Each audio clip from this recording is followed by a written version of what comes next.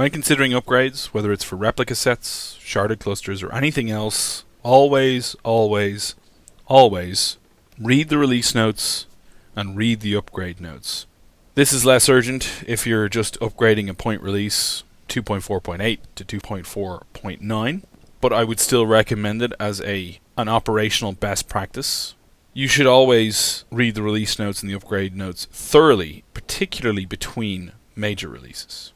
So that's my first little caveat on upgrades. The second caveat that I'll have about upgrades in general will be order. The order of an upgrade does sometimes matter.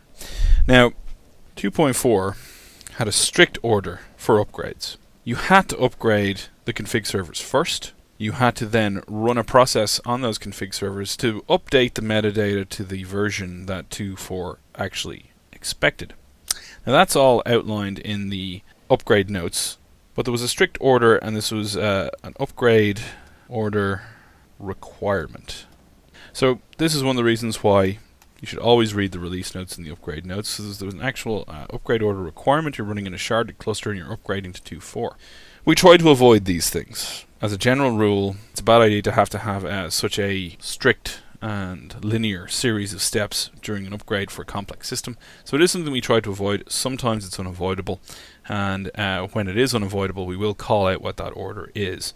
So that's just a note about 2.4. You're upgrading to 2.4. There was a strict order for upgrading that particular version in a sharded cluster. And the general order, this is not something you must do, but this is something I would recommend. I would recommend upgrading the secondaries on your shards first. Remember, shards are a synonym for replica sets in this case.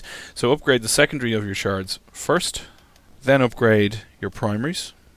Stepping them down first, this is your standard rolling maintenance methodology that we covered previously. You can parallelize this in some ways, right? Because each individual shard is essentially a separate unit. So you can upgrade a secondary in each of your 3 shards at the same time, for example. That's perfectly acceptable. I wouldn't recommend stepping down all your primaries at the same time. I would stagger that a little bit. Stepping down a primary is a bit more of an impact on a sharded cluster, as you can imagine, because the MongoS is going to have to reroute all writes to a new primary. New connections are going to have to be established, because when a primary steps down, it destroys all the existing connections and new ones have to be established to the new primary. So I wouldn't recommend doing this in parallel, but certainly the secondary upgrades can usually be done in parallel without too much of an impact. Then stagger the primary, so do the primary on shard 1, then do the primary on shard 2, then do the primary on shard 3. And when you've got these 2 steps done, all your shards are upgraded. The next thing that I would upgrade are my config servers. Take one out, upgrade it, bring it back in, repeat until all 3 are done. Very, very simple, very straightforward. Except for the 2.4 one, of course, which required some extra steps, but those are outlined in the notes. Now, I will also point out that this is just a preference on my part. This is how I would go about it. There's no reason why you couldn't do the config servers first. Move that up the order. Then do your secondaries, then do your primaries. But this is the order I prefer. There's no real reason not to do the config servers first, but this is the order I prefer. And then the final step, and I would always leave this to the end, is upgrade your MongoS processes. Now there's a few reasons for that, and one of the things that I'll be discussing in a later module is connection pools in MongoS and some of the impacts that can be had by bad connections showing up in those pools. But if you do this last, you guarantee that the last things being restarted are the MongoS's, which will clear out those connection pools.